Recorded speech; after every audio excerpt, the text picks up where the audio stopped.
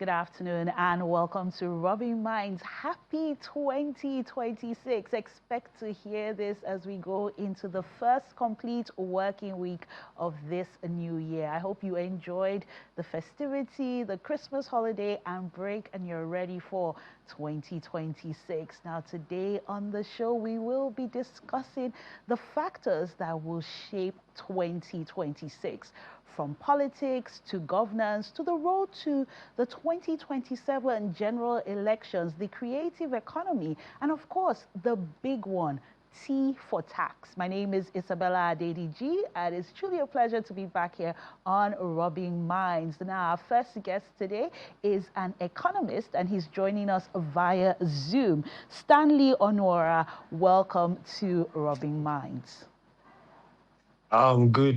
Good afternoon. I don't know if you can see me. Good afternoon. Yes, I can see you. Happy 2026. Now, I can't wait for this conversation, and I'm sure a lot of Nigerians are eager to learn more about the big T, tax, because it's been like everyone has been preparing for 2026 of tax. In fact, if you go on Yeah. social media, you'll find some very funny memes and screenshots of transfer notes. I beg, this 2K is just to help my brother. Taxman, don't collect any tax, so it's a gift. Like, is that what we're going into, that we have to be this descriptive and even describing what our payments are for? Does that really make a difference in the grand scheme of things when it comes to tax? Thanks for having me and Happy New Year to everyone.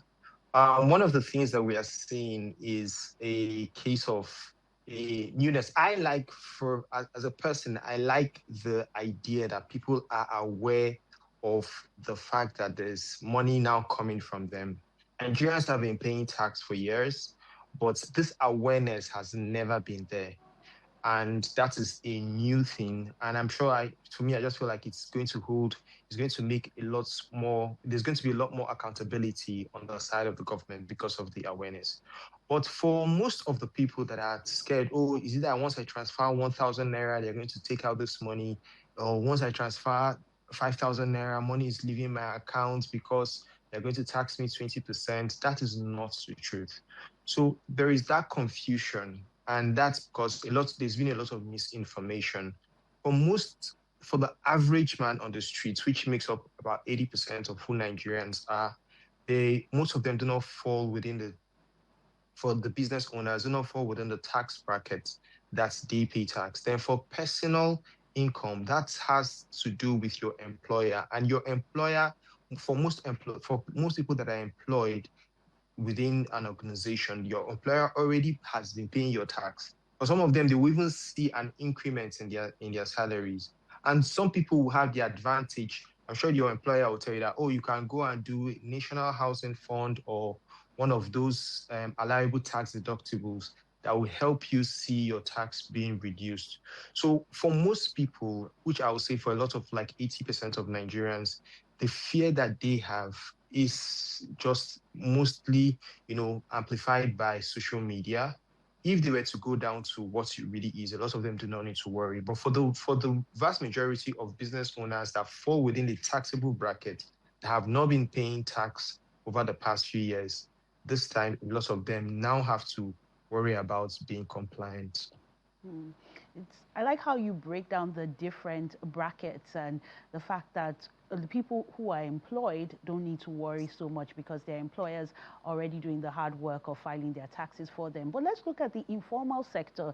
So the Okada rider, the market woman who's selling, the hairdresser, how do you think this government has done in terms of communicating what exactly tax compliance means to them? People that don't necessarily have social media or haven't done the extra work of going to find out how tax affects them.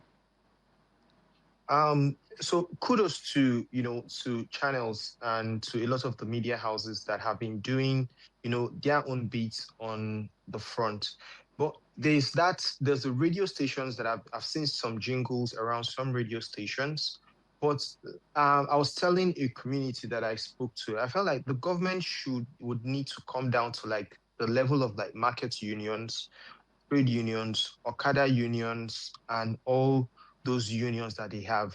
You need to find a way to disseminate this information to them so that there is not that worry that most of them have. Because within that bracket, a lot of them do not, within that, those unions, a lot of them do not fall within the taxable bracket. Those are the ones that some of them have like a lot of the tax exemptions that this new law holds. But do they know? No. Is the fear there? Yes. So the government needs the National Orientation Agency, the people that are handling this tax, they need to find a way to communicate to these unions that will pass the information, the right information, down to the average man. So still a lot of work that needs to be done. And thank you for acknowledging the work that we're doing here at Channels. Now let's look at the timing of this reform. Nigerians are saying they're still bearing the weight of the rising cost of living.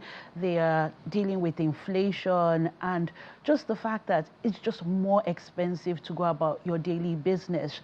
Do you think that this tax reform came at the right time for Nigerians?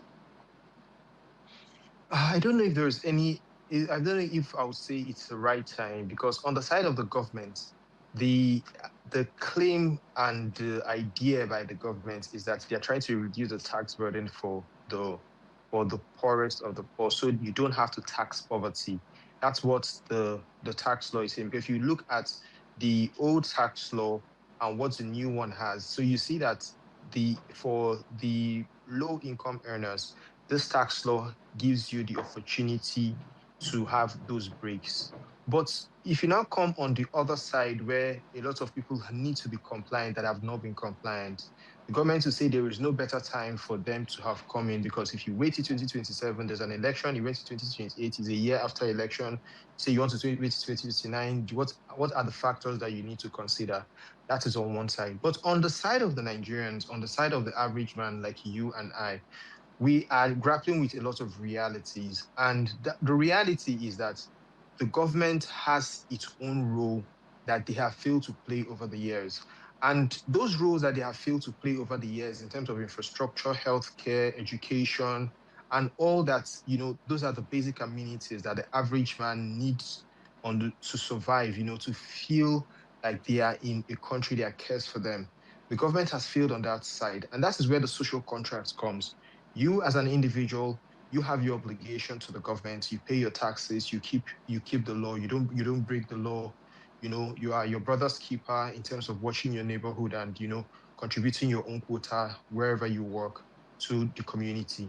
So those are the sides that's your own contract. But on the side of the social contract, where the government needs to protect, build roads, build quality infrastructure, and all that, they haven't quite done that over the years. In fact, they have failed to a large extent, where Nigerians then feel like, okay, why would I be giving you money if the ones that you have, you've not done so much with it?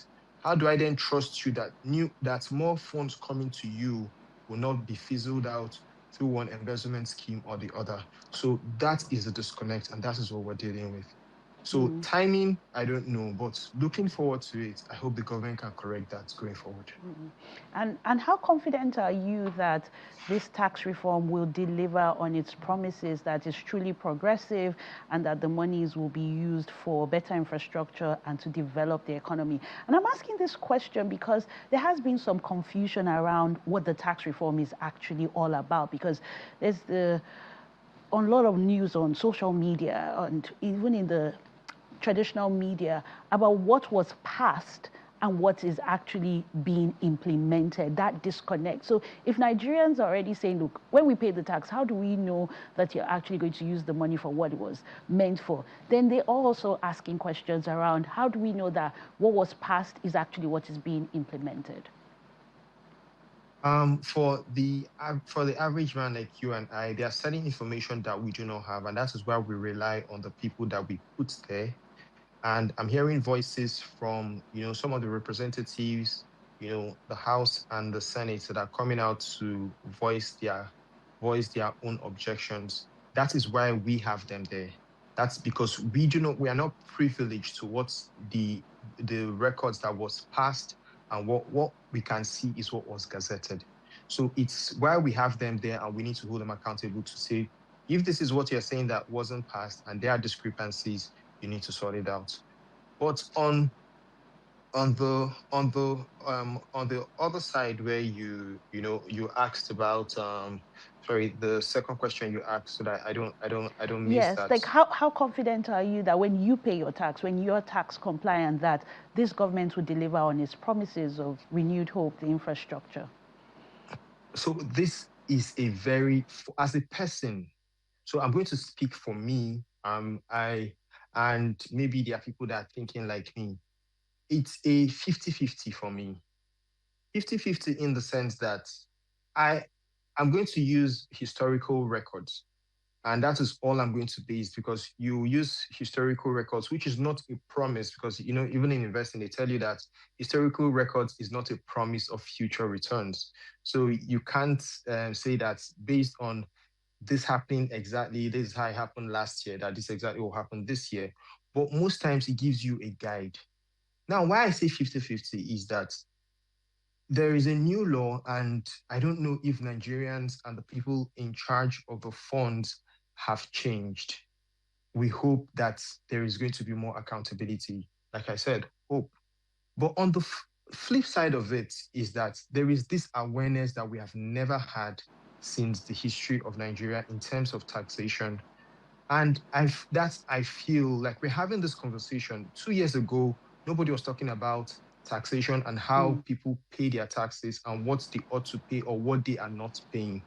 So that has given us a lot of awareness. And with that Mm. awareness comes with a level of accountability that I expect that we have never had before. And Yes.